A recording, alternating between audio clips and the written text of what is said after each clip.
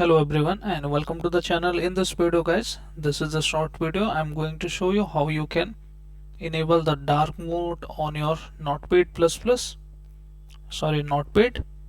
So let's say this is a Notepad and your default color is white on your Windows, but you want to make the Notepad black. You can do that. You just need to click on this setting icon once you open that, and once you open that, we need to go to the fonts, not fonts, app themes, and simply select a dark.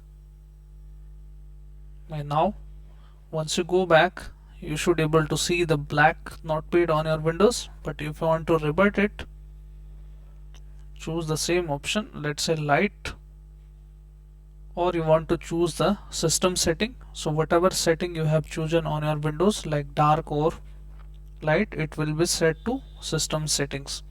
So this is how guys you can make the Notepad dark on your Windows 11. So I hope this video helps you. If yes, then hit like, subscribe and share.